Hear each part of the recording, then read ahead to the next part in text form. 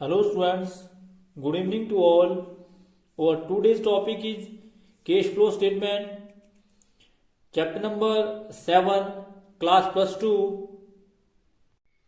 Question number 29, cash flow statement. Following is the summarized balance sheet of A Limited on 31st March 2018. Equities and liability हमारे पास दिए है, हमारे पास share holder fund दिया है, share holder fund में share capital दिए 2017 and 2018 की 4,50,000 4,50,000। Reserve and surplus दिए, रिजर्व एंड सरप्लस में जनरल रिजर्व दिए 3,10,000। इसी प्रकार से statement of profit and loss account दिया है 56,000 एंड 68,000। उसके बाद नॉन करंट लाइबिलिटी दी है, नॉन करंट लाइबिलिटी में लॉन्ग टर्म बोरोइंग्स हमारे पास दिए हैं, और जो लॉन्ग टर्म बोरोइंग्स हैं वो शुरू में कुछ नहीं है और एंड में जो है 2,70,000 है। इसी प्रकार से मोर्टगेज लोन है, मोर्टगेज लोन जो है 1,60,000 and 1,34,000।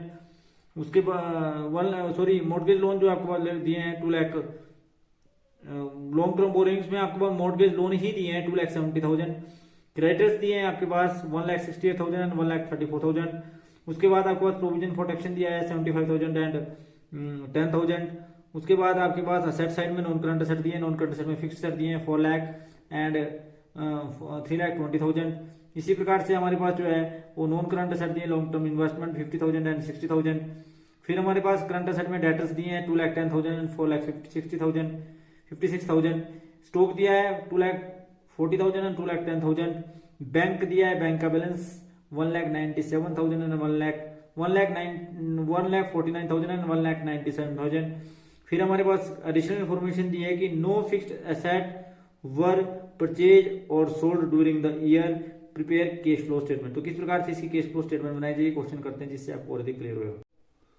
Question number 29, cash flow statement particulars amount in rupees, amount in rupees. तो हम cash flow from operating activities सबसे पहले निकालेंगे। Cash flow from operating activities सबसे पहले हमारा जो है वो आएगा cash flow from operating activities. तो cash flow from operating activities के अंदर किस प्रकार से जो है cash flow from operating activities निकाली जाएगी, तो हमारे पास जो है दिया है सबसे पहले हमने निकालना है net profit during the year. हमारे पास सबसे पहले आएगा net profit during the year. हमारे पास सबसे पहले हम लिखेंगे net profit during the year, और net profit during the year हमारे पास दिया है, आप सभी जानते हैं इसके अंदर हमारे पास दिया है नेट प्रॉफिट की अगर बात करें तो ये हमारे पास है 12,000। नेट प्रॉफिट जो है वो ड्यूरिंग द ईयर दिया है हमारे पास 12,000। Statement of profit and loss account में आप देखेंगे कि अगर आप 68,000 में से 56,000 घटाएंगे तो जो हमारे पास आएगा, अगर क्लियर समझें आप, तो ये हमारे पास आएगा 12,000। उसके बाद हम इसमें ऐड करेंगे transfer to general reserve. Add करेंगे आप इसमें ट्रांसफर टू जनरल रिजर्व। हम सबसे पहले ऐड करेंगे ट्रांसफर टू जनरल रिजर्व, और ये हमारे पास आएगा ट्रांसफर टू जनरल रिजर्व में हमारे पास आएगा, ट्रांसफर टू जनरल रिजर्व में हमारे पास आएगा जी, अगर आप जनरल रिजर्व की बात करें तो हमारे पास दिया है 3,10,000 में से 3 लाख घटाएंगे, 3,10,000 माइनस 3 लाख, और ये हमारे पास जो आएगा वो आएगा 10,000। उसके बाद हम इसमें ऐड करेंगे provision for taxation.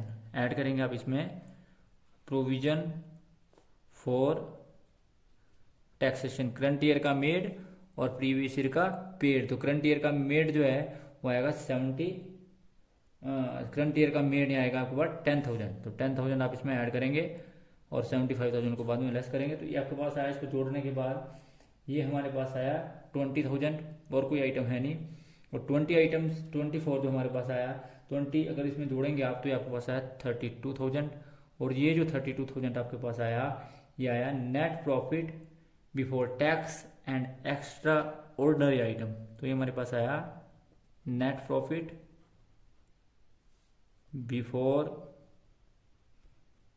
Tax and extra ordinary item. और इसके बाद हम ऐड करेंगे इसमें एडजस्टमेंट फॉर, ऐड करेंगे आप इसमें एडजस्टमेंट फॉर, ऐड करेंगे आप इसमें एडजस्टमेंट फोर। तो एडजस्टमेंट फोर में आप सबसे पहले लेंगे इसमें क्या जी, depreciation on fixed asset, depreciation on fixed asset, क्योंकि कोई भी असेट जो है वो सेल नहीं किया गया, ना ही परचेज किया गया। No fixed asset were purchase and sold during the year. तो दैट मीन्स कि जो फिक्स्ड असेट का जो डिफरेंस आया, यानी कि 4 लाख माइनस जो लास्ट 4 लाख शुरू में था, और ये आपके पास 3,20,000 रहा, जिसका मतलब जो है 80,000 जो है आपने क्या लगाया जी, डेप्रिसिएशन। 80,000 जो आपने क्या लगाया, डेप्रिसिएशन। तो इस बात का ध्यान रखें, इसमें जो है डेप्रिसिएशन जो है, अगर बात करें कि डेप्रिसिएशन फिक्स्ड असेट जो है वो ऐड कर दिया जाएगा। तो जब आप डेप्रिसिएशन ऐड करेंगे, इसमें और कोई आइटम है नहीं, डेप्रिसिएशन आप ऐड करेंगे, तो आपके पास जो वैल्यू आएगी वो आएगी 1,12,000। और ये 1,12,000 जो आपके पास आया, ये आपके पास आया operating profit before change in working capital. ये हमारे पास आया operating profit before working capital change. यह है जी हमारे पास 1,12,000। तो आप इसमें ऐड करेंगे डिक्रीज इन करंट असेट और इंक्रीज इन करंट लायबिलिटी। तो इंक्रीज इन करंट लायबिलिटी तो आपके पास कुछ नहीं है, परंतु डिक्रीज इन करंट असेट है, तो ऐड करेंगे आप इसमें, ऐड करेंगे डिक्रीज इन करंट असेट। और जो डिक्रीज करंट असेट हुए वो है जी स्टॉक। सबसे पहले हुआ स्टॉक। तो स्टॉक हमारे पास जो शुरू में था, अगर स्टॉक की बात करें तो हमारे पास शुरू में जो स्टॉक था वो था जी 2,40,000, और ये अंत में 2,10,000 रहा। इसका मतलब जो डिक्रीज हुआ वो हुआ 30,000 जो है वो डिक्रीज हुआ, और कोई चीज़ डिक्रीज नहीं हुई, और ना ही इंक्रीज इन करंट लायबिलिटी हुई। तो डिक्रीज इन करंट लायबिलिटी हुई, तो आपने ना इंक्रीज इन करंट लायबिलिटी हुई, तो डिक्रीज इन करंट असेट आपने जोड़ दिया, और इंक्रीज इन करंट लायबिलिटी कुछ है नहीं, तो इसका मतलब है 30,000 को आप इसमें जोड़ेंगे। जब आप 30,000 इसमें जोड़ेंगे तो आपके पास जो वैल्यू आएगी वो आएगी जी 1,42,000। 1,42,000 जो 1,42,000 आई, 1,42,000 आई, जो आया ये हमारे पास 142 आया, 1,42,000 आया। अब उसके बाद हम अगली वैल्यू निकालेंगे, तो जो हमारे पास हम इसमें से लेस करेंगे वो करेंगे इंक्रीज इन करंट असेट। सबसे पहले हम लेस करेंगे इसमें से increase in current asset. Increase in current asset, increase in current asset में हम जो है वो लेस करेंगे डेटर्स। हम करेंगे जी इसमें से डेटर्स। तो डेटर्स कितने इंक्रीज हुए, डेटर्स हमारे पास शुरू में थे 2,10,000, और ये आपके पास 4,55,000 हो गए, 4,55,000 हो गए।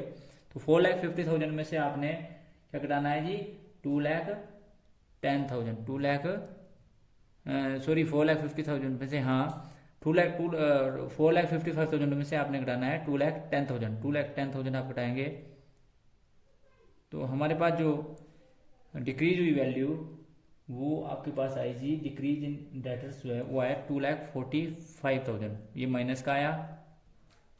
साथ साथ में हम इसमें से लेस करेंगे, क्या लेस करेंगे जी, decrease in current liability, decrease in current liability. तो करंट लायबिलिटी क्या डिक्रीज हुई, ये देखेंगे हम, करंट लायबिलिटी डिक्रीज हुई। तो डिक्रीज इन करंट लायबिलिटी में हमारे पास जो आया वो आया क्रेडिटर्स। क्या है जी, क्रेडिटर्स। और क्रेडिटर्स जो हमारे पास थे वो शुरू में कितने थे और एंड में कितने हुए क्रेडिटर्स, जो अगर आप देखें तो क्रेडिटर्स हमारे पास शुरू में जो थे 1,68,000, और ये 1,68,000 के 1,34,000 हो गए। इसका मतलब जो डिक्रीज हुए वो है जी 34,000, और ये भी दोनों को अगर जोड़ेंगे और कोई चीज़ डिक्रीज नहीं हुई तो ये आपके पास है 2,79,000, 2,79,000, और 2,79,000 जो है माइनस का आया। इसको जब आपने इसमें से माइनस किया तो आपके पास जो वैल्यू आई, अगर आप वैल्यू की बात करें तो आपके पास क्या वैल्यू आई जी, 2,79,000। जब आप इसमें से माइनस करेंगे तो आपके पास वैल्यू आएगी घटा के, और ये वैल्यू जो हमारे पास आई वो आई जी 1,37,000 माइनस का, 1,37,000 जो आपके पास आया वो आपका माइनस का आया।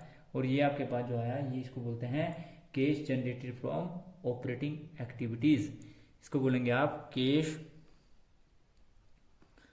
जनरेटेड फ्रॉम ऑपरेटिंग एक्टिविटीज, और ये आपके पास आया ए। तो उसके बाद यानी sorry cash generated from operating activities आया हमारे पास, इसमें से हम करेंगे लेस, ये लाइन नहीं लगाएंगे यहाँ पर, लेस करेंगे आप इसमें से payment of tax, payment of tax, जो आपने पेमेंट करी टैक्स की वो आपके पास आई जी। पेमेंट ऑफ टैक्स की अगर बात करें तो ये हमारे पास आया 75,000, और 75,000 का जब आप टैक्स पे करेंगे तो जो हमारे पास वैल्यू आएगी वो आएगी net cash used in operating activities. Net cash ये भी माइनस का है, तो यहां पर आएगा net cash used in operating activities, और ये आपके पास आया 2,12,000, और ये आपके पास क्या है जी माइनस का।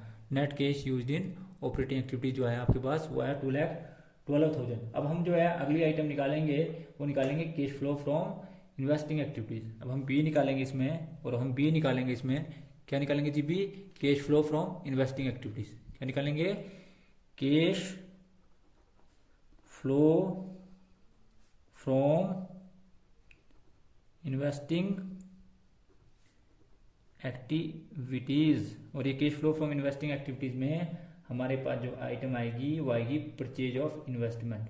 क्या आएगी जी, purchase of investment, purchase of investment.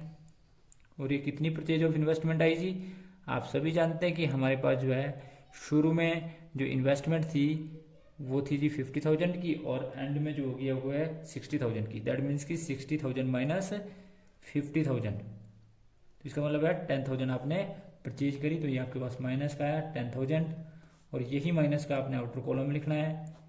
तो ये आपके पास आया माइनस का 10,000, और यही जो हमारे पास आया वो है net cash cash used in investing activities. तो ये हमारे पास आया बी, तो हमारे निकाल दिया 10,000 को आया जो हमारे पास ये आया माइनस का। और अब हम निकालेंगे सी। सी क्या निकालेंगे हम निकालेंगे cash flow from financial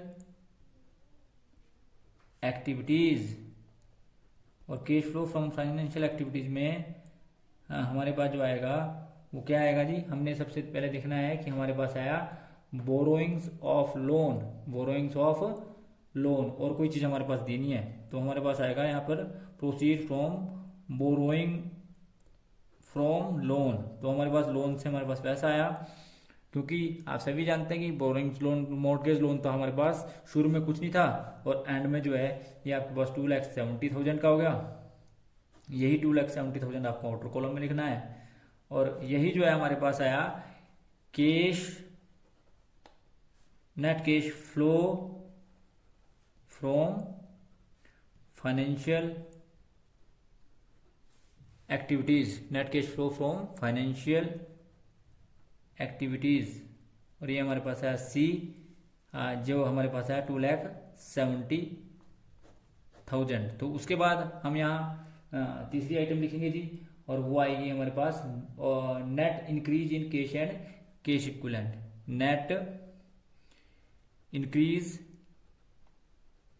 in cash and cash equivalent, और ये हमारे पास आया A plus B plus C. तो ये हमारे पास 2,12,000 में ये जोड़ा 10,000 माइनस का, और 2,70,000 माइनस का किया, तो ये आपके पास आया 48,000 प्लस का इंक्रीज आया मतलब। तो उसके बाद हम इसमें जो हमारे पास हम ऐड करेंगे इसमें वो करेंगे ऐड ओपनिंग बैलेंस, ओपनिंग